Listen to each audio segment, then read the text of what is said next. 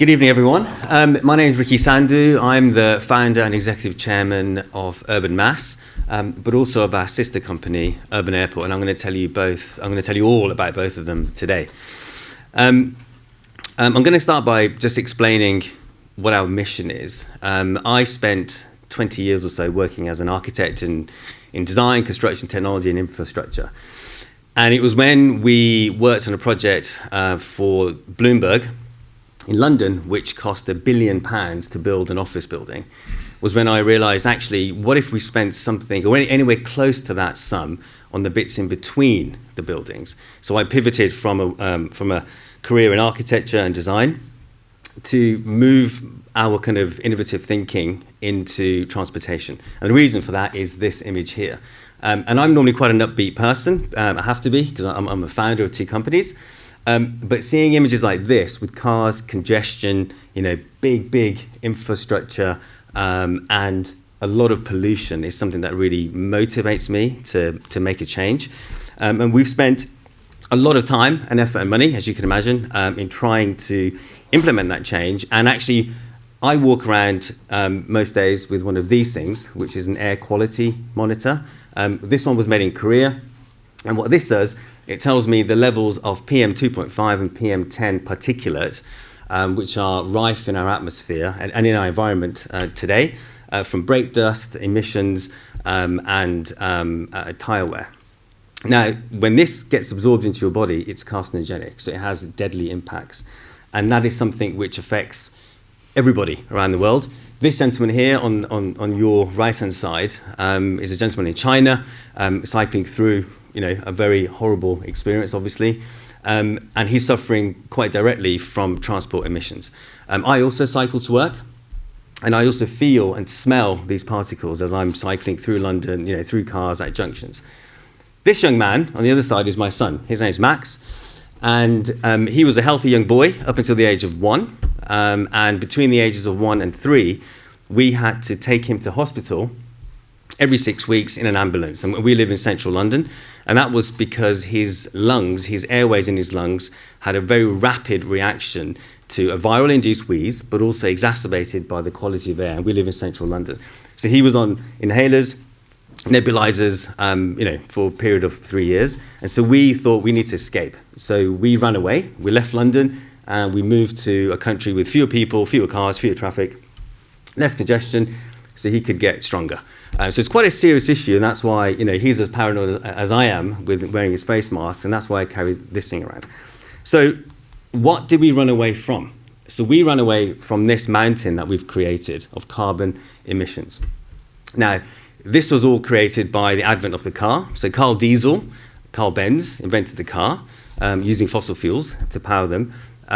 Henry Ford designed the Model T and made that technology accessible. And then, of course, we invented roads, an infinite surface for these emissions to take place. So you can see at the top of this mountain, alongside as the population is growing on our planet, the amount of carbon emissions are just immense. But we need to get down to zero much quicker than we've got up to this point. And to get to this point, to that peak, has taken 300 years since the Industrial Revolution. So it's quite a hard task to change habit and come back down. But in that kind of grey zone, we see an opportunity to save lives, save the planet, but also to save our balance sheets, quite frankly. But can we be quick? Can we act decisively? And so this image shows, it's from NASA. It shows just before the COVID lockdown in China, there's an emission infection you can quite clearly see. And then overnight, when the lockdown was put in place, that disappeared. So what that means is that these emissions that we're all suffering from can be switched off quite quickly. And the numbers involved here are 50,000 people die in the UK every year, reported by University College London, prematurely from the quality of air. The BMJ, the British Medical Journal, reports 5 million people die annually globally from air quality pollution. And the World Health Organization reports that 11% of all female deaths and 12% of all male deaths are annually globally are from air quality and air pollution. So in trying to get that target down, we've obviously sensed an opportunity because we need to invent some new technologies to get down in twice as fast in 1/6 of the time. So that is no easy thing to do. And so we've created two breakthrough technologies, which I'm going to talk about now very briefly. One is Urban Airport, which I'll talk about first, and the other one is Urban.MASS. And these are transport technologies that will help us reduce the 25% of global emissions which are from transport, and 75% of those are from cars and vans. So that opportunity we seized back in 2019 when we won a multi-million-pound grant from the UK, from UK government, from UKRI, and that was immediately kind of backed by Hyundai Motor Group, which is a 30 billion market cap company, because they are investing in these transportation solutions. So they are investing in that aircraft, which is an electric vertical takeoff and landing aircraft. And in order to allow this sustainable mode of aviation to inhabit our world, we need somewhere for it to land. So we need infrastructure, and that's where we come in.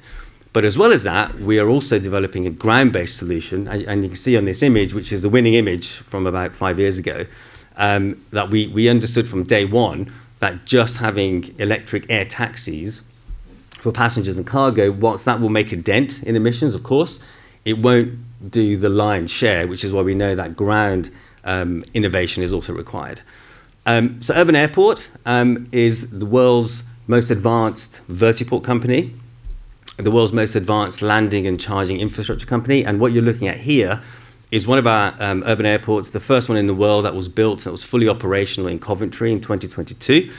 And in this hangar, you're looking at the Supernal, which is a Hyundai Motor Group company, their 4-seat, 1-pilot electric aircraft.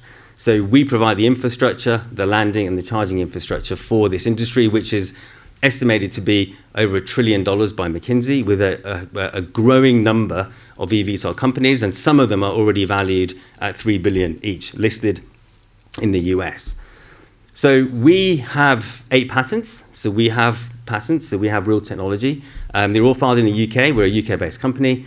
And you can see on the right-hand side, this innovation that we came up with, we've actually built it, so it's proven. We have traction. We have a market share. We have been reporting positive EBITDA since Q4 2022. We have net operating profits for the last 6 quarters consecutively. And we have a positive balance sheet, and we're a startup, right? We've been doing this for 3.5 years. And that's what I think is really important, that to create breakthrough technologies is all well and good, but we need to get them to market, get them working as soon as possible to get that graph down to zero. So we're hugely proud of that. We have a valuation which is backed by a global conglomerate, which is just under $50 million. So it's underscored by industry, our company valuation, and we've done that within 3.5 years. So we have a very good track record, and the way that we do this, all of this value is created by basically reducing down an existing large. There's a zero missing from the 25,000 there. It should be 25,000 square meters. We reduced that to 3,500. So we have a very disruptive technology where we kind of take a landmass and we just verticalize it. So it's very compact, high throughput, low capex and a low opex. Now, but as I mentioned, Urban.MASS is a much bigger opportunity. So it's not only about the air, it's about disruptive technologies on the ground. So Urban.MASS is a much bigger opportunity in the sense that the market for this sector, for this business, already exists. It's called the urban mass transit market. And you can think of monorails, light rail, bus rapid transit and trams. So this is a huge opportunity. So this is a 600 billion market. We again claim our market share. We've developed our patents, and this image is based in Dubai because we've just signed an MOU with the Roads and Traffic Authority in Dubai, one of the most innovative and forward-thinking traffic regulators and operators in the world. They're very excited about this because we can deliver twice the capacity of any mass transit system, but on half the cost. And we do that because we have very small, lightweight pods, which look like this. So they run on rubber tires.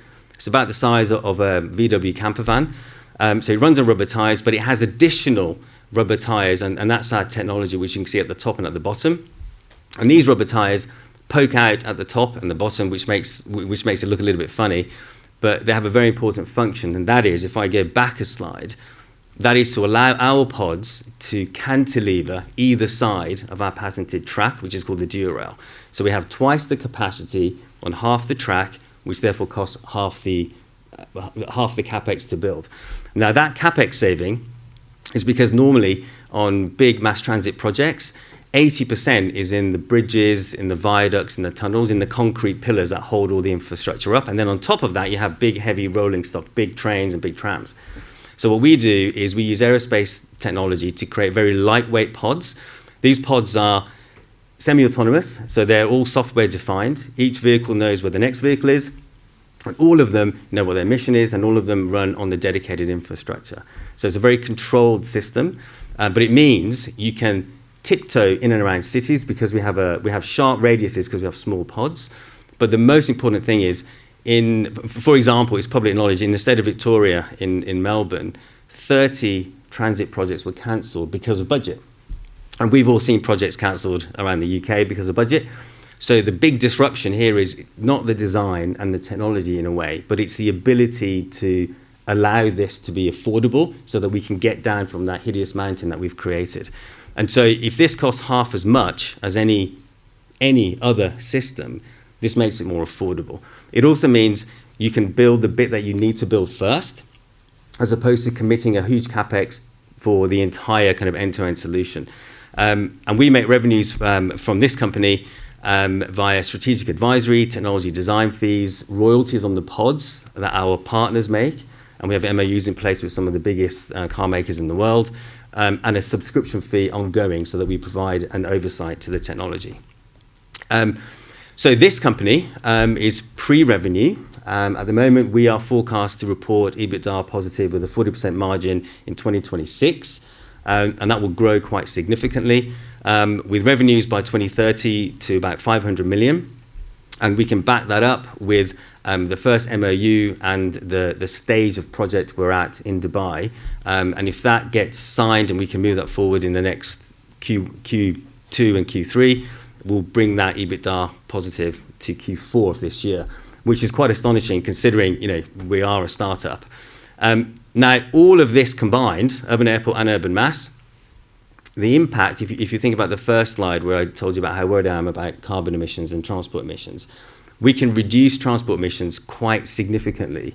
And all of this has been calculated by various people in our team and independent people as well who've looked at the market as well as the emissions.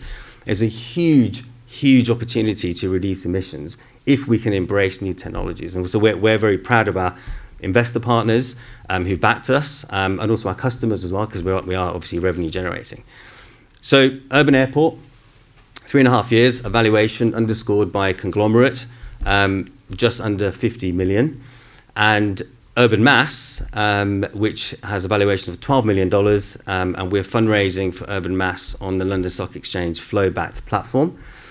So very accessible valuations at the moment, but backed up by real technology and real investors. And we believe, that there's a good opportunity here at this level of valuation for those who are interested in supporting these new breakthrough technologies. Series A for Urban Airport, the first close is done, but we have left it a bit open for a second close with a deed of adherence, if that's of interest, but the valuation is the valuation.